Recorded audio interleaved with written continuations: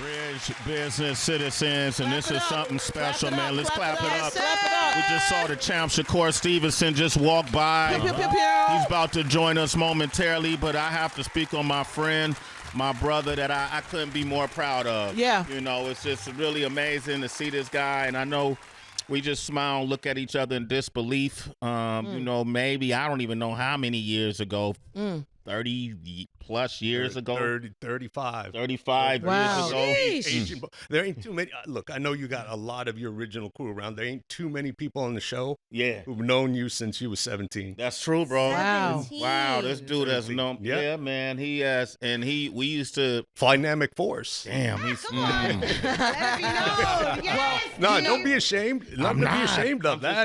I have no one I can talk to these things about.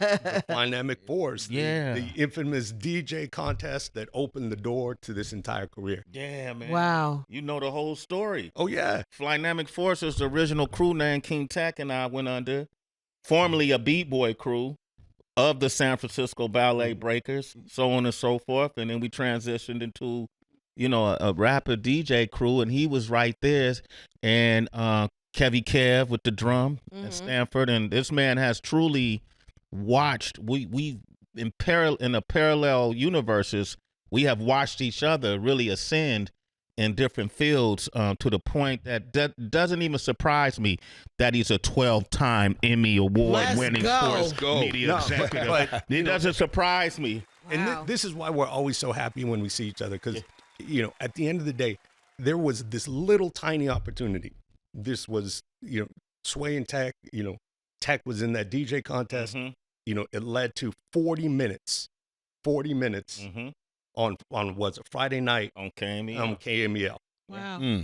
And from there, that turned into the Wake Up Show. That turned into the media empire that you see right now. Wow. Well said. Yeah. Jesus, man. No, He's giving me an intro. No. I mean, you talk about it. There are points in your life when you have to deliver. You get like one or two opportunities that can change the trajectory of your life. That was 40 minutes that changed the trajectory of your entire life. That's true, man. Well, it's real. Wait, hold up. Stephen Espinoza is here. Yeah. Let's make that announcement real quick. Thank you, brother. I was gonna say, Steve, when I knew the power of you guys' relationship and friendship, I can personally say, because I've known Sway for over 30 years now as well, and he doesn't talk about many people off air, you know, and it's those moments when you realize when he's having these conversations and he's like, with me and Steve, it's not about the boxing relationship. This is my friend. This is my brother. And so I hold you in high regard just because of the thing that you just shared and what he spoke about with you. And so that says a lot about who you are, because we all know how this business can be in this industry. A lot of people are seasonal, right? Just to keep it light. Some people are seasonal, and you've managed, you guys, to form a brotherhood in an industry where it's just really hard, you know, to trust people, to stay in contact with people, to not take advantage of people. So I'm so glad that you're here as well with us today. Look, I appreciate it, and you know, we can get on to actual discussion, but the reality is neither of us is supposed to be here. Yeah. Yeah. I didn't have family, you know, who was in the media business. I grew up humble, single mother, you know, all of that. And to be to the point where I'm deciding what's on TV, Wow. you know, what, you know, programming, running a network, you know, you with a media empire. And, you know, the chances that the two of us, starting from that point, get to this point, you know, humble beginnings don't even begin to describe it. But like to travel that distance, you know, that's our bond. Amen. Yeah, man, that's our bond, man. Steve Espinoza, man. Thank you, man. You said it so much better than I've ever said it, Steve. Might be the martini, brother. I don't know what happened, man. But let's talk about that moment of opportunity that happened for you. A lot of people know you for being the president of sports at Showtime, but your entry to boxing wasn't with that, right? You came from a law firm? No, I was at a law firm one day, and I was representing actors, writers, director as a Hollywood attorney. One day, a lawyer had left the firm, and he walks in and drops a stack of files on my desk, you know, probably, you know, 3 feet high. He said, "Congratulations, you now represent Oscar De La Hoya." Huh? What? And I said, "Well, I don't know the boxing business. I'm 4 years out of law school. You know, I'm 28, 29 years old." And he says, well, look, you're an entertainment attorney. You do TV stuff. He's on TV. Figure it out. Now, then fast forward about 18 months, 2 years, I leave that law firm. I go to another law firm. Oscar comes with me. That law firm has just signed Mike Tyson. Wow. So they said, oh, the new guy also does boxing. He knows how to handle boxers. He can handle Mike. So all of a sudden, I'm 5 years out of law school, and I'm the lawyer for Mike Tyson and Oscar De La Hoya. Man. And it was one of the most entertaining, interesting parts of my career. If I could write books, I mean, a lot of stuff is going to the grave with me. If I could write a book about that stuff, I mean, Mike Tyson is still one of my favorite people in the world. Yeah, Mike is amazing. He's beautiful. Wow. And so that's how it happened. Did Oscar already have the dream of Golden Boy at that time? Not really. About 3 years after that, he formed the company. So I became the attorney for the company.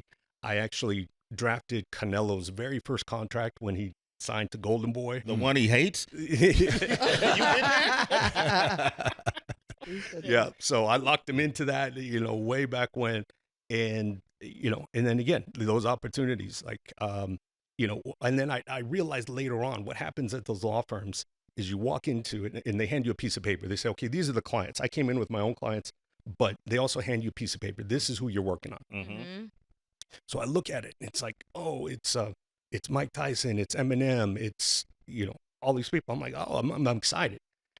Fast forward again, another year, we have a meeting because another new guy's coming in. And we have this meeting. I'm like, what's this meeting about? He says, well, this is a meeting for all the people that the lawyers don't want to represent because we're going to give them to the new guy coming in. Yeah. So I look back at my list. I'm like, oh, this is a list not of people I was like, oh, they trust me with these. These are a list of people that no one else wanted to represent. Uh-huh. It was Marshall. It was Mike Tyson. It was Whitney Houston. It was Vanessa Hudgens. Vanessa Hudgens, at the time, yeah. Snoop? Snoop, Keanu Reeves, everyone liked him. He wasn't on that list. I just started working with him later on. But, that was it. And I thought I was going to be an attorney for the rest of my life. I was happy doing that. Yeah. And then you made a transition. And then I got tricked into going on a job interview. Uh-huh. An agent at CAA, he told me, he said, hey, there's a position at Showtime open. They want to talk to you and get your opinion on who they should hire. I said, okay, yeah, whatever. He's like, I'll set up a lunch. You're going to lunch tomorrow. So the next day, he sets up the lunch. I go to lunch. It's the president of the network. And I'm like, this is a little weird, but okay. And I'm 10 minutes into it. And I realize he's interviewing me for a job that I didn't know I was applying for. But he was a great salesman. He probably saw some things in me that I didn't see in me. Uh-huh. A week later, I'd signed a contract. 2 weeks after that, I moved to New York, and all of a sudden, I'm not a lawyer. I'm running a network. And I said to him before I signed my contract, I said, look, I understand this green light authority. I get to put stuff on air, decide part of the programming for the network. He says, yeah, that's the job. I said, you do realize I've never worked at a TV network before. Mm-hmm. He's like, yeah, well, we think you'll figure it out. Yes. And if not, we'll just fire you in 3 years when your contract is done. And that position was the president of sports at Showtime? That's right. And how long were you an attorney prior to that? 15 years. Wow. Beautiful. Yeah, give that man a round of applause. For real. We're walking up the line real story, quick, and we ain't even getting into the nuances of it all. But one of the big things you did at Showtime Sports was you brokered a deal with Floyd Mayweather for 6 fights, I believe it was. Mm-hmm. Whose idea was that? And then what were you hoping as an outcome, and what real impact did that make, that series? Well, look, at the time where I started, HBO Sports was it. Yeah. Boxing and otherwise, they were the gold standard. And being completely honest, Showtime was, number 2 and probably a little distant number 2. Yeah. So I said, look, I gave up my career as an attorney. I decided to move across country. I'd never lived in New York City before. I didn't do this to not compete. So I said, look, let me make the biggest splash I can. What can I do to change the trajectory of what's going on here? And look, it's Floyd. He did that. So I chased him. First time, I didn't get it. Yeah. I chased him. He decided to fight Cotto on HBO. Mm-hmm. Then I went after him a year later, and I signed it. And that sent the message to everybody, we're not playing around no more. Yeah. And that's where it was, and it changed the way the network was really perceived. Yeah. And, I think, Floyd, it was changed the way Floyd was perceived. You're around a place so long, sometimes they take you for granted. Mm-hmm. You've been at HBO for 12, 13 years. So he wanted a fresh start, and together. And I think at that point, HBO had sort of said to him, go ahead. I think they publicly said, we're not sure he has any good fights left. Yeah, they did say that. Wow. And then you booked 6 of them, and they were all, in my Oh, opinion. yeah. They laughed at me. Everyone was like, you're going to lose a ton of money. He's never going to fight twice a year. He's just going to, cash his checks and fight nobody. Yeah. Second fight was versus Canelo. Uh-huh. The 5th fight was against Pacquiao. And then I got a bonus fight against McGregor. Yeah. And you did all of those fights. What fight grossed the most out of those 3? Pacquiao fight. Pacquiao fight grossed in that 3 hours about $600 million. Oh my God. So you think about it, like for a Marvel movie or something like that, that's a fantastic number, but that takes what, 3, 4, 5, 6 weeks? Yeah. This is a 4-hour event, which in that little span of time generated $600 million. So what do the boxers actually get from that 600? Like, is it a percentage? What is the blueprint for that kind of payout? So every deal is a little bit different, but in that one, there's a percentage split between Floyd and Pacquiao. So on that one, the vast majority of the money is going to the fighters. That's one thing that's different about boxing business from other combat sports. So, obviously there's expenses off the top, the production, the marketing, and all that. But after that, it's a split. And look, I don't want to get into too much of Floyd's business, but I'll just say this: on the Monday after the fight, we wired him an advance, and the advance was $100 million. Yo, me and Horace always wonder if the money's real. I always thought if the money was real.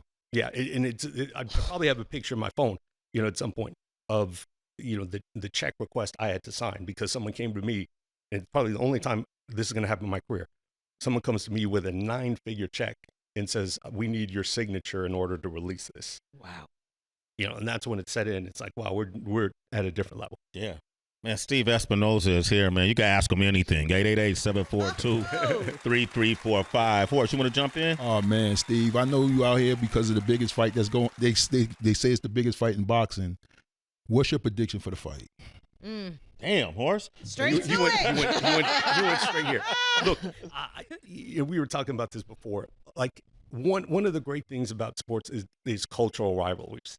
And some of the biggest fights, like boxing is not shy about leaning into, black versus white, black versus Latino, and it does. Now, I've yet to, and I don't know who you guys are picking. I know who Horace is picking. But I would say 99.9% it breaks down on ethnicity. Damn. So I'm picking Crawford, but not because of that. I know. That's It's weird. funny. And I'm picking Canelo. I'm Mexican American. I'm picking Canelo. Well, you're doing that on purpose. It is. I think what it says is it's really a toss-up fight. Yeah. Yeah, it's 50-50. And then so a lot of people are going like who they feel a connection with. And look, there's Mexican fans who are going for Crawford. There's black fans who are going for Canelo. It's not that simple. But that's one of the fun things about the sport. Yeah. Is like here, you've got the two groups which are the biggest supporters of the sport, Latinos and blacks. Uh-huh. And it's a friendly rivalry. It's a great atmosphere. It's a lot of trash talking, and it's one of the most interesting and fun things about the sport. Why Canelo though? You've seen them both fight up close. Look, you can't, like, I sort of feel like Canelo has a slightly stronger resume. He's been in there with Floyd. He's been there with Triple G 3 times. He's been there with Bivol. He's more comfortable at the weight. Like, I just think his toolkit is slightly better than Crawford's. Having said that, look, Crawford has a longer reach. I think it's going to be a very technical fight. I think it's going to be the slimmest of margins. It's going to be a lot of people arguing about the result after the fight. Steve Espinoza is here, Bridge Business. Man, Steve, I got so many questions to ask you about boxing, Steve. I mean, you sitting here. Why not David Benavidez? Why Crawford? Why, they both at 168. This, two Mexicans that's come to a fight. I mean, I think that would have, for me, on paper, it seemed like that would have been a bigger fight than Crawford and Canelo. Look, at the end of the day, Canelo runs his own business, and he's made it clear, for whatever reason, he's not interested in David Benavidez right now. Now, knowing Canelo has never run away from a challenge, not his entire career. In fact, he's taken a bunch of fights that people said don't take.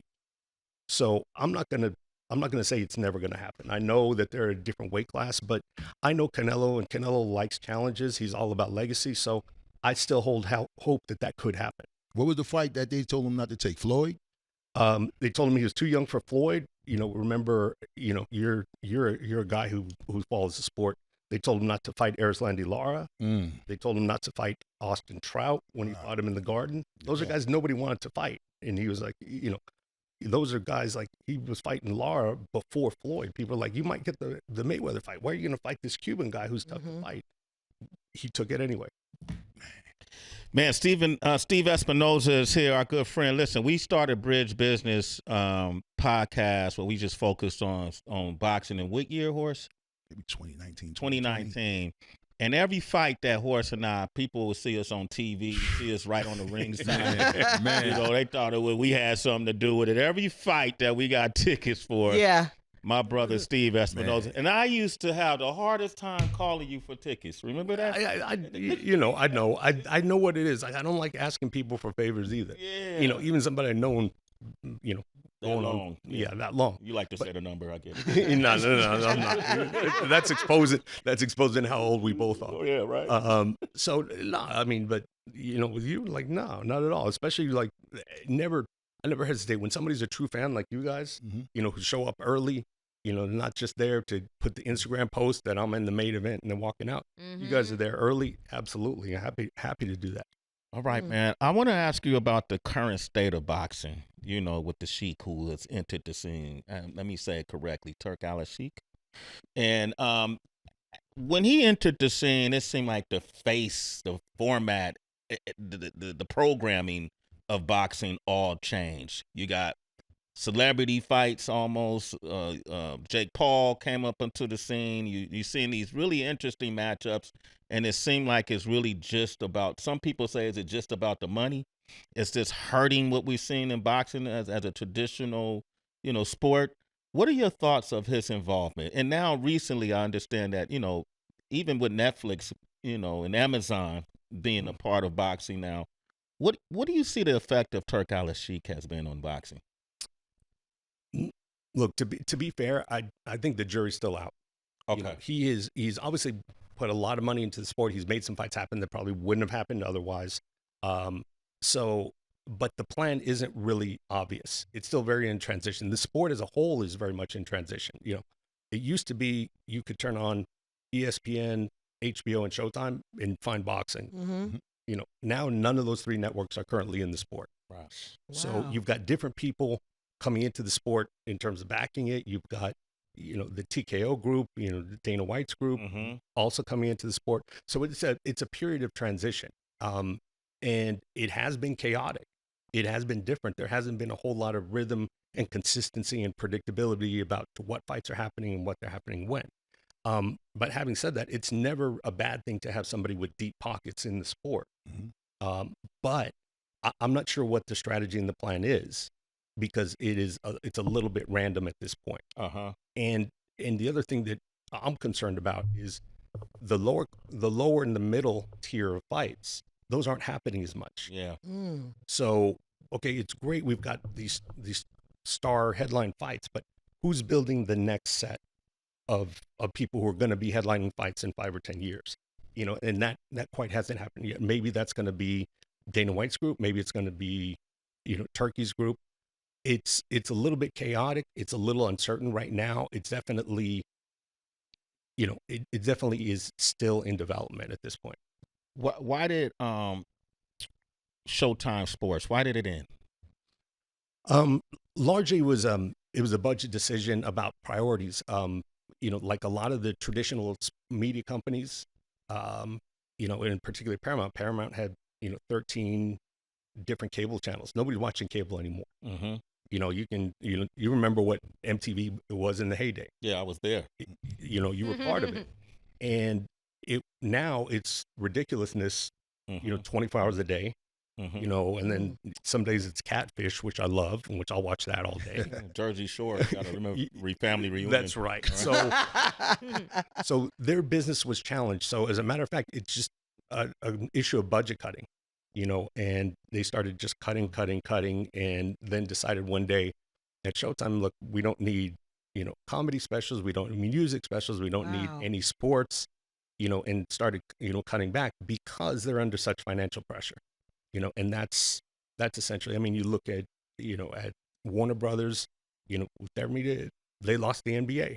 It was a financial decision. It's going to Amazon. So there's a lot of upheaval, and that's part of the upheaval in the sport is the business is changing. Steve Espinoza is here, man. Give this man a round of applause. You are advising PBC now, right? Am I mistaken? No, that's right. And that's the legendary, iconic one, Al Heyman, right? Who I know from promoting concerts in the Bay. The Budweiser Superfest. The Budweiser Superfest. Yeah, working on KMEL. Yeah. If you're a certain age, and probably most of the people even in this room, you've been to an Al Heyman show at some point. Yeah. At some point. He's the most mysterious person in boxing. You've seen him before? I've seen him. I've had meals with him. I've had lunch with him, dinner with him. All right. So he just didn't hire you on, So where does PBC now? The PBC is being, at one point it felt like it had a cornerstone on boxing and boxers. And now you got all these new, contingencies that are rising up. What is PBC's plan? PBC is with Amazon Prime Video. Okay. And look, and they're adjusting. They've got to continue to build stars. The reality is, and this is one of the challenges, you're building stars, you're building guys. All of a sudden with one phone call, they get offered a big check over in Saudi and they're gone. And, that's happened, Shakur, is, doing business out there. There's other guys, David Benavidez, doing a fight out there. So it does throw some uncertainty, from a fan perspective. Yeah, sure. Like they're throwing money and making fights happen. But at the same time, it creates uncertainty for the promoter because all of a sudden you had a star like Shakur or David Benavidez, and then they get offered 4 or 5 times what they usually make by the Saudis and they're gone, which no one can blame them. Yeah. Like it's a tough provision. You got to take what you can get when you can get it. But then that just is a challenge for the promoter business. Because does championship boxing still exist? Like the belts, having a belt, does that even make sense? Like, can you have a WBC, WBO, and not make the money that these guys are making that ain't even champions? I mean, look, the reality is everyone sort of has said there's too many belts. But then new people come into the sport, and what's the first thing they do? They start creating their own belt. I want to do my own belt. None of the other ones are legitimate. I don't trust those guys. I'm going to do my own belt. So now we're headed toward having more belts rather than others. And by the way, I don't think it's necessarily a bad thing. I have nothing but respect for champions, but the reality is there's a lot of guys who don't have belts and don't have champions, which are the biggest stars in the sport. Yes. There was times when Oscar De La Hoya didn't always have a belt. It didn't matter. Right. It didn't matter. Now, having said that, you can't tell a fighter that because that's their legacy. That's history. But at the same time, yeah, you can look at it and we can get to the celebrity fights and all that stuff. It's different. But yeah, the reality is no one really knows what a belt is worth right now because if anything, there's becoming more and more of them. So the ranked fighters, you got the top 10 ranked fighters. So the ranking is off then also because usually the rank is supposed to move around. As far as the number 1 ranked contender supposed to fight, the top 5. That doesn't exist because of that, right? To me. Well, part of it, and that's another situation. The rankings, and not to get too deep into it, but the rankings, some of them are now controlled by the same people promoting the fights. Oh. So, the like payola. Is that not corruption? Yeah, they do that in radio. Yeah. So it used to be like, hey, that's your path. If you could move up the rankings, and even if you had a small promoter, you didn't have a lot of power. If you got to the number 1 position, you'd have a good shot at getting that championship fight. At least there was a process there. If your promoter, the promoter of your organization, controls the rankings, then the question is, okay, are they going to rank the people who are best for their business, or are they ranking the people who are the best, most skilled boxers who depend that? So, there's always this thing about the best fighting the best. Do the best fight the best in the UFC? Do they fight in boxing? Well, it's easy to say that, hey, the UFC always has 1 versus 2, which they don't, but let's just assume that for a minute. Well, when you control the rankings and you can put 1 and 2 together, then you can say, oh, look, 1 and 2 are together. Well, you just made those guys 1 and 2 a couple weeks ago. So it's in your own control to say the best are fighting the best. And sometimes you look at those rankings, a lot of those rankings, they're rankings about who is best as a marketer, who is a best seller of pay-per-views, who's a best seller of tickets, as opposed to who really deserves it from a skill perspective. Steve Espinoza is here. I'm going to go to the phone calls, 288-742-3345. We're going to go to song, but when we come back, Steve, I'm about to put you to work, man. You're about to co-host this with us, man. Let's do it. Because we got the 3-division champ of the world. What is it? Lightweight, featherweight, super featherweight, and lightweight champion. Wow. The one and only Shakur Stevenson. I want to bring him in. Where's he from, Sway? He's from planet Earth. All right. Oh, the hey, Jersey in the building. Jersey in the building. Yes. And you can help us interview him. Is that all right? Absolutely. All right. Absolutely. Shakur Stevenson is up next. Yeah.